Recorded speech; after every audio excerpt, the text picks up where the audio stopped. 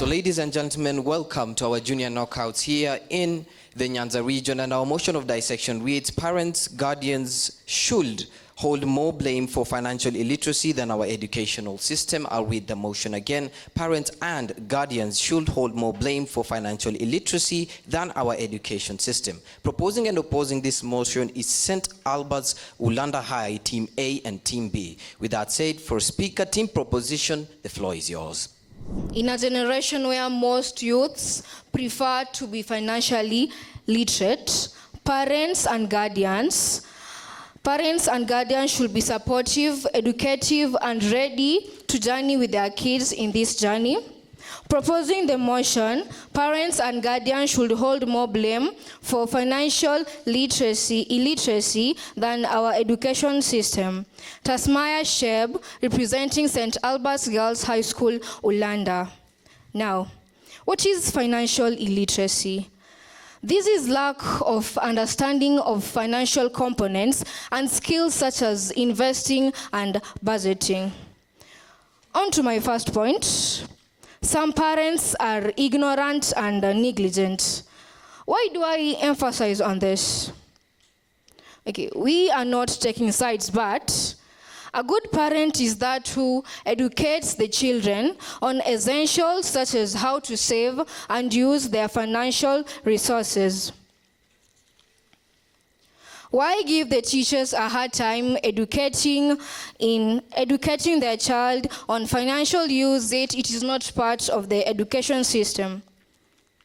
Finalizing on my point, some parents should just style up and spice up their minds and help their kids to journey in their education, to help their children on how to educate their children to be financially literate. I rest my case at that point. Thank you. You say that parents should style up. What do you mean by styling up?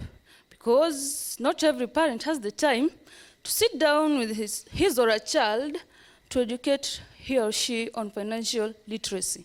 Ask yourself, how many times do you spend with your parent? How many days do you spend with your parent in a year? Ask yourself that a question. Opposing the motion, my name is Mary Jonas, representing St. Albert's Girls High School. Why should education system hold more blame for financial illiteracy than our parents or guardians? As we look into our current education system, we see that in each lesson per week, there must be life skill as a lesson. But when we come to this, we realize that, first of all, let me define what life skill is. Life skill is the knowledge impacted on a learner on how to manage disasters. So when we come to this, each school, each class is offered a lesson on life skill. But why don't they set time to teach a student on how to financially manage him or herself? Ask yourself that a question. Because teachers are being paid to give out proper guidance and counseling on how a child will be able to manage him or herself when he gets outside there. It's not all about being inside the school. Here we are talking about outside. That's why we are in class learning on how to manage ourselves outside there. So teachers should literally teach students on how to manage their finances out there. Allow me to rest my point there. Thank you. Let me side with my fellow proposer. When she meant spicing up, she made laying more emphasis and concentrating so much into financial illiteracy. A question to you, my fellow opposer. If in every life skill session every week, do they only talk about financial literacy? A question to answer for you. On the floor, Zara Michelle, representing St. Albert's Ulanda Girls, giving her recon towards the proposal side where it says parents and guardians should hold more blame for financial illiteracy than our education system. My first point, parents and guardians may cause financial literacy because male-led parents tend not to talk about financial issues with their children because some of them have a poor background. I mean poverty. And what is the cause of poverty? It is the careless use. What is the cause of poverty? It is the careless misuse of money. If the parents could concentrate more on managing his or her payments, poverty wouldn't come in mind.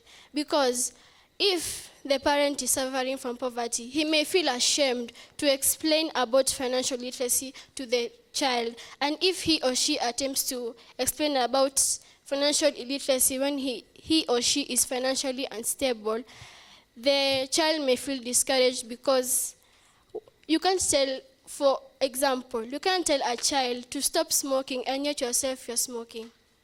That's how I would like to explain my first point.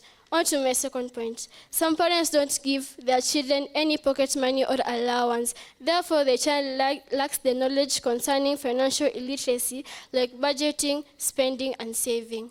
For example, if you teach your child about financial literacy, you can't just expect him or her to just know and not emphasizing on financial illiteracy. You must give him or her some amount of money to manage it, either budgeting or saving. He will learn to manage the money, even though it will be less amount, you know how to manage it.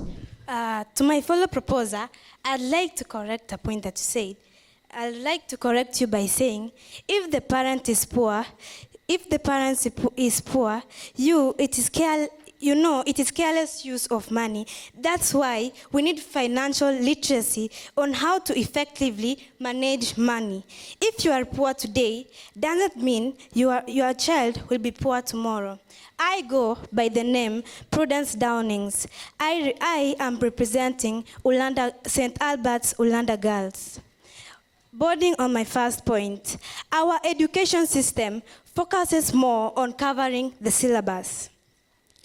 Teachers put their focus more on covering the syllabus, but not empowering or emphasizing more on how to spend money wisely or how one can continue entrepreneuring to get money or imparting knowledge on finance. We will be left stranded because our world of today is civilized, employing those who have furthered their studies in bachelor and diploma. It is known that the teacher's job is only to finish the syllabus as long as the students understand, then pursuing careers like an accountant need people who are financially literate. That's where I rest my point. Thank you. To my fellow Nesta, what if the child's parents are not educated? Isn't it true that our parents have left almost everything for the teachers to do? Parents and guardians should hold more blames for financial illiteracy than our education system. My name is Shanice Chloe, representing St. Albert's the Great.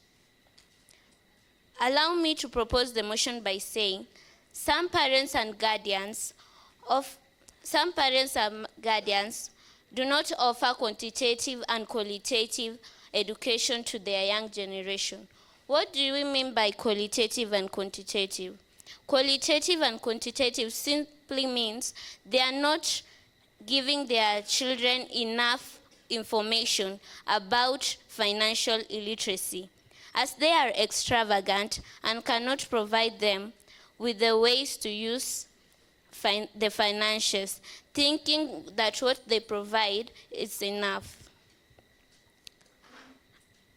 Also, they only impact them with knowledge about how to earn money and forgetting to teach them how to wisely spend the money.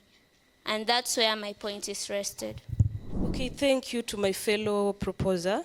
If your parent isn't literate, doesn't mean you'll be illiterate. That's why we have government schools providing free education. In front of you is Shena Tieno representing St. Albert's Girls High School and opposing the motions. Parents and guardians should hold more blame on financial illiteracy than our education system. Okay, we are in a generation where most youths want to be financially literate. That's why our parents pay school fees for us to go to school and learn on ways to strategize our investments and how to fairly use our resources due to the uprising economic state, not only in our country, but also worldwide. Okay, the problem here is that our education system has not included subjects that provide financial literacy, like business studies, among the compulsory subjects. This is why most students indulge in other technical studies, and hence most youths are financially illiterate. We can't just sit back, relax, and watch our country drown in an ocean of finance illiteracy, yet we have teachers, and our education system can be changed and made to put the subjects compulsory in schools. I believe we all are youths, particularly Gen Zs. You have big minds, creative minds, and I know you can think deeper into this. Thank you. Now, my fellow opposer, who said all government schools give full curriculum about a topic, who said they give full concentration. Now, the government should create awareness programs on social media that educates parents on importance of having time to educate their children on how to save and spend money. Take an example of my father. My father is a workaholic. From dusk to dawn, he's always at work. How do you expect him to come from work and find you still sober and sit down with you and help you budget and have finance or whatever the sort? Thank you. You said your father is an alcoholic from dusk till dawn. That's why you can't sit down. Workaholic, like. Yeah. So you can sit down with your dad and discuss financial issues, right? That's why we need the education system. Thank you for supporting us. And also, we are youths of sane and sound mind. That's why we go to school, learn about financial literacy, and put out our talents out there, knowing that whatever we do, we'll get money, and after getting money, what do? We manage them well. Thank you. For you to be a successful debater, and for you to be a very good debater, then it starts at the research level. The moment you have your motion, before you come to stage, before you present, and before you debate, it is important that you do a very extensive research, you do a very deep research, so that you have a better understanding of the motion, and you have as many points as possible to argue out your points and to support your stand. Something that cuts across the two teams is we tried to research, but the level of research was not to the level where you could debate adequately. And that is why all the 6 speakers, none of us was able to make it to the 3rd minute. Actually, none of us went beyond time. And that is evidence that we did not research adequately. So when we have the next motion, I want to urge you to research, get the points. Because the more you have points, the more your argument is solid, the more you are able to develop your argument, and that will actually increase your chances of winning the motion. So a majority of us had only a single point. If you can have 2 points or 3 points to support your argument, that will be very good for you. Parents and guardians should hold more blame for financial illiteracy than our education system. You look at that motion, and I was thinking that maybe our debaters were really afraid to put the blame on the parents or to put the blame on their teachers? Because these are the people who are direct mentors. Do I blame my parents or do I blame my teachers in the education system? I would say all of you are good speakers, even though you denied us that information that we really needed. If you do that next time, I know that you'll do better, because you are all great speakers. And I needed to actually listen to those examples that you're giving to understand the topic sentence, to understand that there's an issue in role modeling. The parents are not being good role models. I had to listen for me to get from the proposition that there is an issue with the curriculum design, the way the teachers are teaching. All the best.